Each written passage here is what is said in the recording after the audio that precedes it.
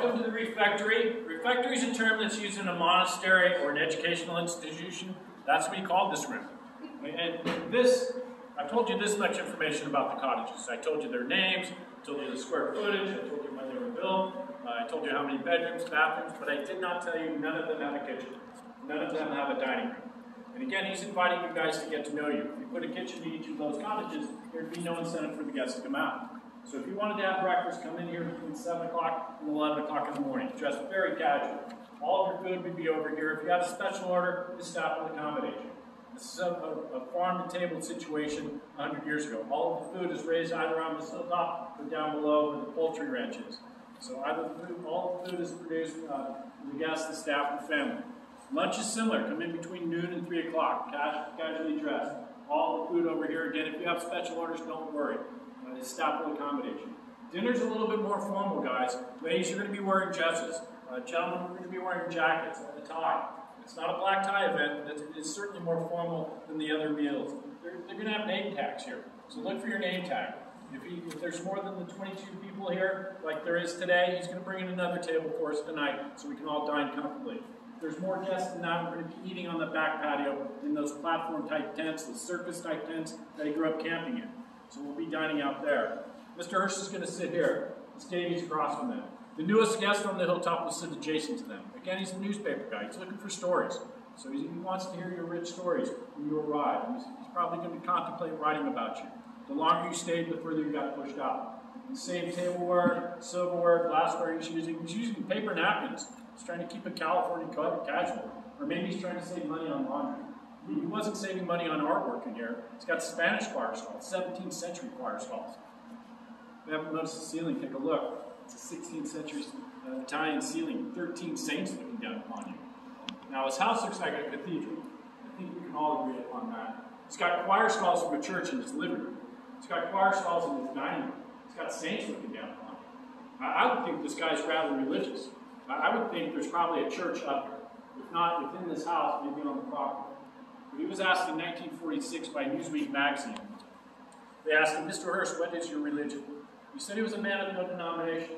So he is not a religious man. He wrote extensively about the Bible in his opinion sections. So he knew the Bible very well, but he was not a church-going man.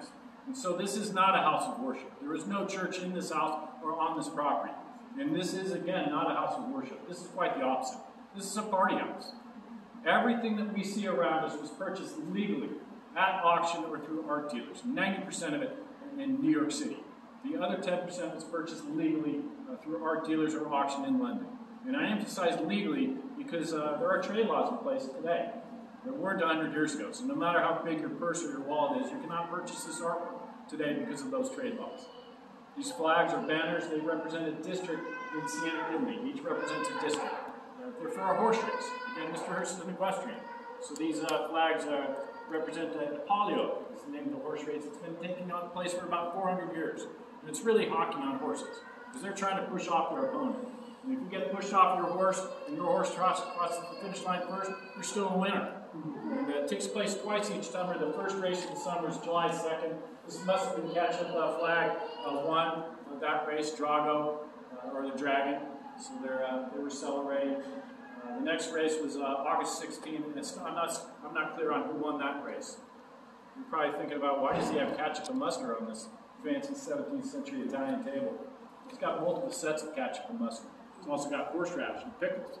And I'm sure he wasn't using this for his steak or his fish. Again, he grew up camping on this hilltop. If you're camping here in America and maybe you have a fire going next to your campsite, maybe you're grilling some hot dogs or cheeseburgers, absolutely appropriate to use. So he's trying to keep himself grounded, reminiscing of his days camping on this hilltop. So he had those here. This golden gate here, it's a 14th century rayhawk that separates us from the other room. But a rayhawk separates the clergy from the choir. And above that is an alcove. That's where a band will be playing for us while we dine tonight. But we're going to be full after dinner, because they're usually 5-course meals, and they last quite a long time. So you're going to be tired of sitting in these chairs and quite full. And 100 years ago, you were encouraged to start smoking after you eat, because of course that's going to help you digest. So we'll be going here and smoke a few cigarettes and get comfortable.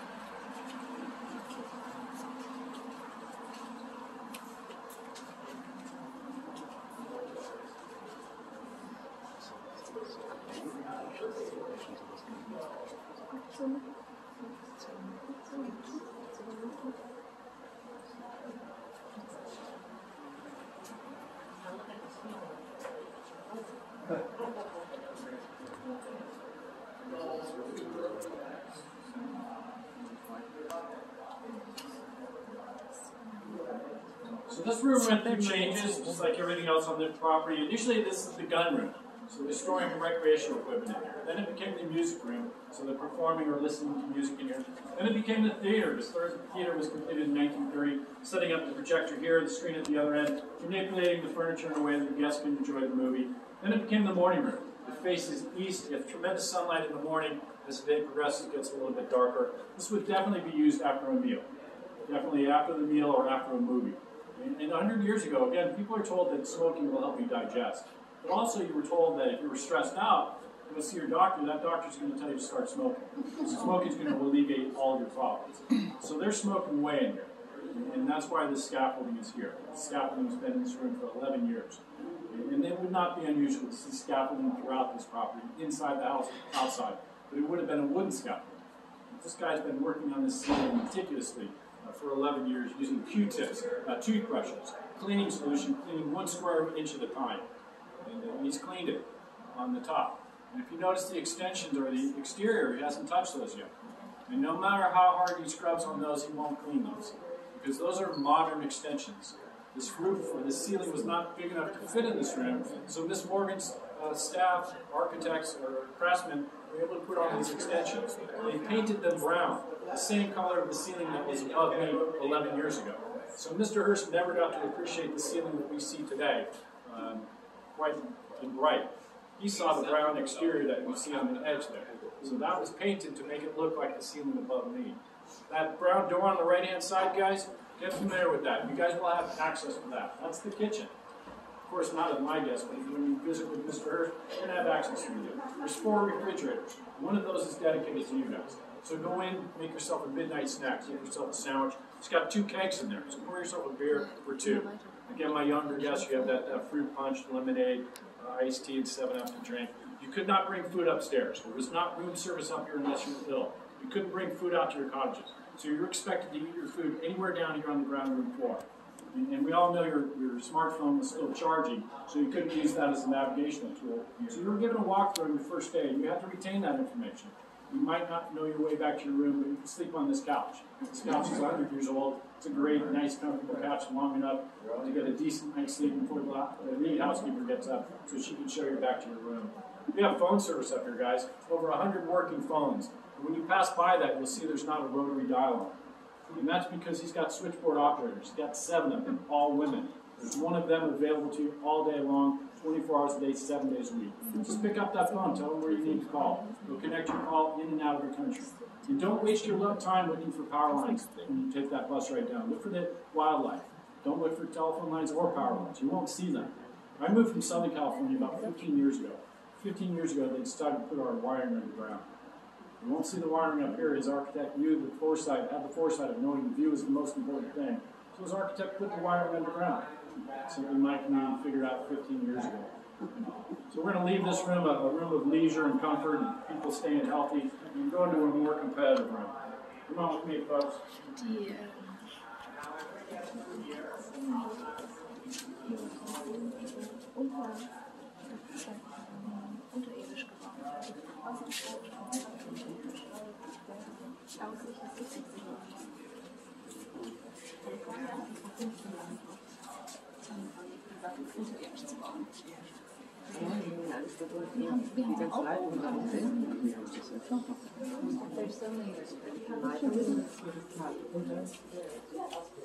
Und er hat es 1920 gemacht.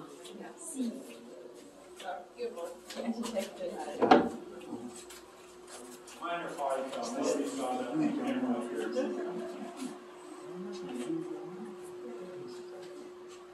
Some of the roads actually have a alarm on them. People walk into the room and kind of take it back there. So there's no one on some of these roads. That one you had your own cell alarm that would go off. If I can have any folks come on in here, again, we're going to be best friends in 3 minutes. Yeah, keep close to me.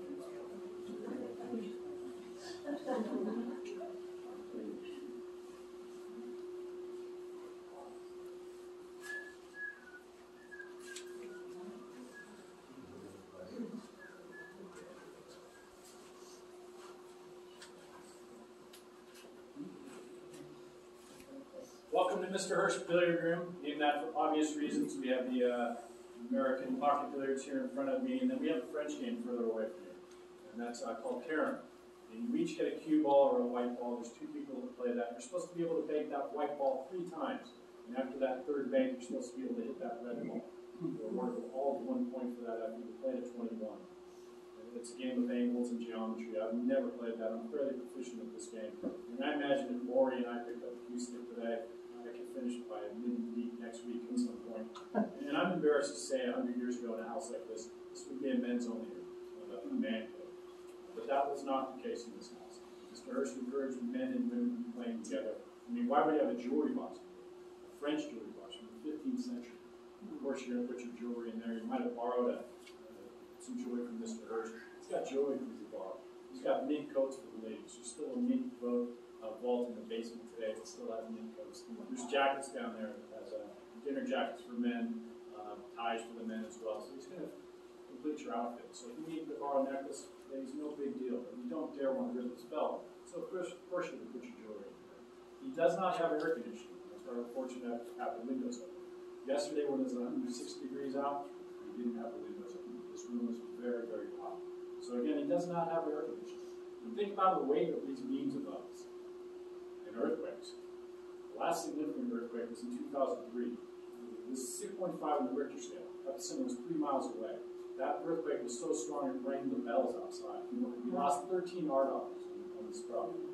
And state engineers came out to this property and assessed this property and quickly realized that this house meets or exceeds standards for earthquakes today. Again, a woman built this house, no surprise. Mills College has a bell tower that still stands today. But way more importantly, it was standing after that 1906 earthquake. Everything else around it was on fire, collapsed. So naturally, people were curious who got that built, who designed it, who's mortgaged it. Steel reinforced concrete is their technique. Anywhere around us, there's 2 to 3 feet of steel reinforced concrete. Some areas of the house, there's 12 feet of steel reinforced concrete. So this house is intended to withstand earthquakes and fires. So that's why she was able to get so much business. Starting her career in 1902, Miss Morgan did, and by 1919, she's got 502 projects under her belt. That steel reinforced concrete speaks volumes. So I feel very comfortable in this house, and I encourage all of you just to feel just as comfortable. So we're going to walk into the movie theater here, and there's a keyboard here. And you might be tempted to pull off a nice rendition of Chopsticks. You know, sweat controls, the Caroline bells, and the bell towers. So come on into the movie theater with me.